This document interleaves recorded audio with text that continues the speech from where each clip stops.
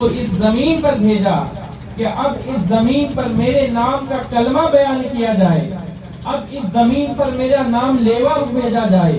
اب اس زمین پر میرے نام کو بلند کرنے والا بھیجا جائے، اب اس زمین پر اسے بھیجا جائے کہ جو میرا نام لیوا ہوگا، اسے بھیجا جائے جو میرے پرچم کو بلند کرے گا۔ اللہ تبارک و تعالی نے اس زمین پر اپنے خلیفہ کو بھیجا اور قرآن میں فرمایا انی جاعل فی الارض خلیفہ، کہ میں اس زمین پر اپنے خلیفہ کو بھیج رہا ہوں۔ عزیزان محترم، اللہ تبارک و تعالی نے 1,24,000 انبیاء لگ بھگ بھیجے۔ کبھی موسیٰ علیہ السلام کو بھیجا، کبھی داؤد علیہ السلام کو بھیجا، کبھی اسماعیل علیہ السلام کو بھیجا، کبھی سلیمان علیہ السلام کو بھیجا، کبھی ابراہیم علیہ السلام کو بھیجا۔ تو جب کبھی موسیٰ کو بھیج رہے ہیں تو اللہ کے بیان، اللہ کے تبارک و تعالیٰ کا کلمہ پڑھا جا رہا ہے، کبھی اللہ تبارک و تعالیٰ کی ذات کے بارے میں بتایا جا رہا ہے، کبھی موسیٰ کو بھیج رہے ہیں تو موسیٰ اس روئے زمین پر آ کر اللہ تبارک و تعالیٰ کی ذات کا تعارف کرا رہے ہیں، کبھی داؤد علیہ السلام کو بھیج رہے ہیں تو داؤد علیہ السلام اس زمین پر اللہ تبارک و تعالیٰ کی ذات کا تعارف کرا رہے ہیں، کبھی ابراہیم علیہ السلام کو بھیجا جا رہا ہے تو ابراہیم علیہ السلام بھی اس زمین پر اللہ کی ذات کا چرچا کر رہے ہیں، کبھی موسیٰ علیہ السلام کو بھیجا گیا، کبھی ابراہیم علیہ السلام کو بھیجا گیا، کبھی داؤد علیہ السلام کو بھیجا گیا، کبھی اسماعیل علیہ السلام کو بھیجا گیا، کبھی سلیمان علیہ السلام کو بھیجا گیا۔ تمام انبیاء جب اس زمین پر آئے تو اللہ کے نام کا چرچا کرتے رہے۔ یعنی ہم تمام یہ دیکھیں گے کہ جب موسیٰ آ رہے ہیں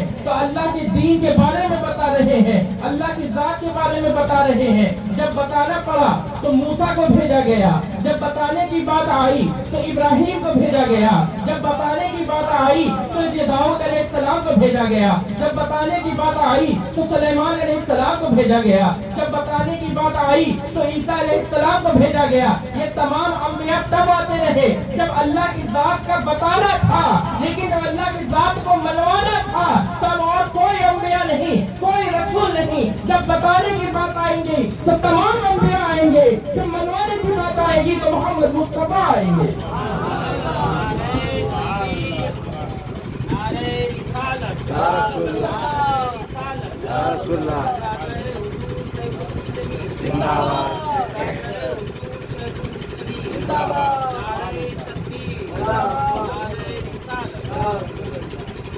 عزیزان محترم،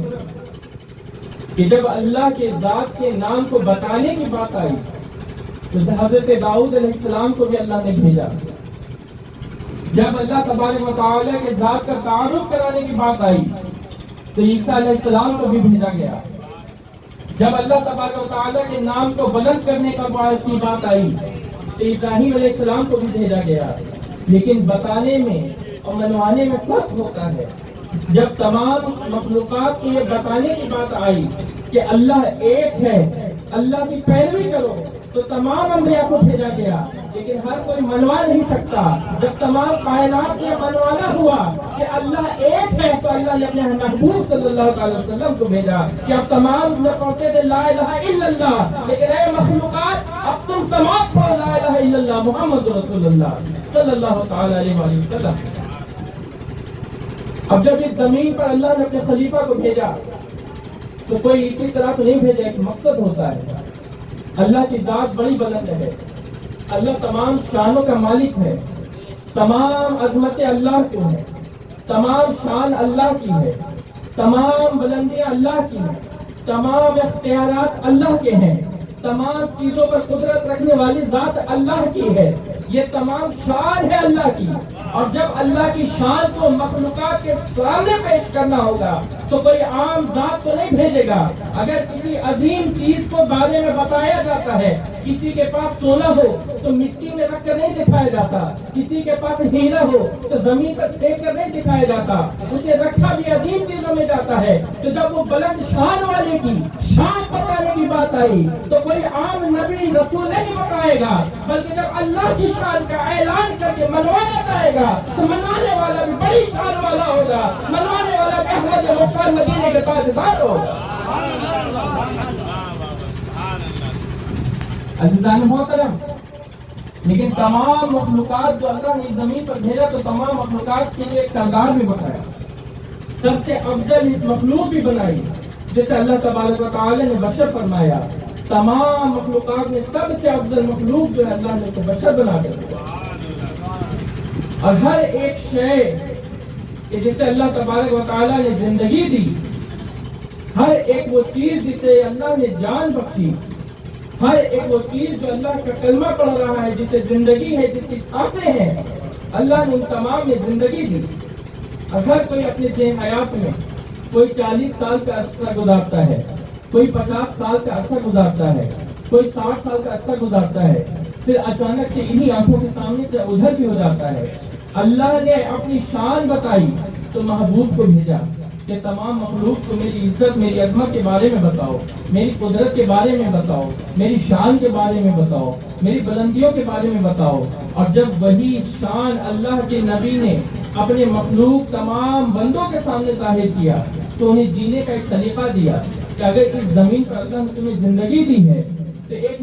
ضابطۂ حیات بھی دیا ہے کہ زندگی کو اس ضابطے کے اعتبار سے جیو، ایک طریقے کے ساتھ زندگی کو جیو کہ وہ زندگی ایک مقصد والی زندگی ہو جائے۔ اور ایک لمحہ پھر ایسا آئے گا کہ اگر تم نے اس لمحے میں، اس وقت کے اندر اپنے ذات کو نہیں سمجھا، اپنی زندگی کو نہیں سمجھا، اپنے اعمال کو نہیں سدھارا، تو ایک ایسا لمحہ اچانک آ جائے گا کہ تمہیں نہ وقت سنبھلنے کا ملے گا، نہ اپنے اعمال کو سدھارنے کا وقت ملے گا۔ تبھی اللہ تبارک و تعالیٰ نے اگر تمام لوگوں کو زندگی بخشی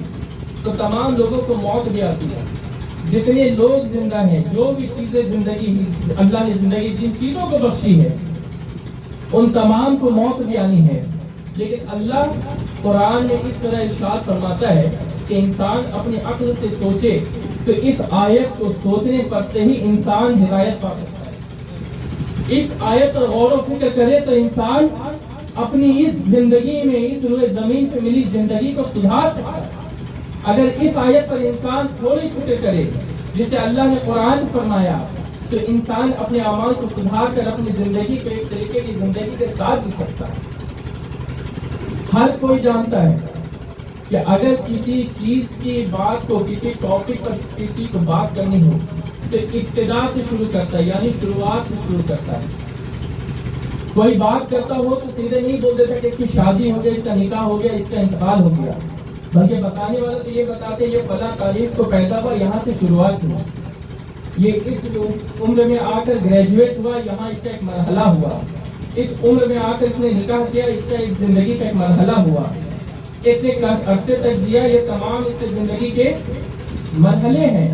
اور ایک وقت آیا کہ وہ اس دنیا پانی سے انتقال کر کے پوچھ کر گیا۔ یعنی بات بتانے والی یہ ہے کہ کوئی ٹاپک کو شروع کیا جاتا ہے تو وہ بنیاد سے شروع کر کے اس کی انتہا تک لے جاتا ہے۔ کوئی بلڈنگ بنانے والا ہو تو پہلے زمین کی بنیاد کو تیار کرتا ہے، پھر اس میں اینٹا جڑیا وغیرہ کر کے پھر وہ جا کر ڈھلائی کرتا ہے، یعنی چھت بعد میں بنائی جاتی ہے، مقصود چھت ہے۔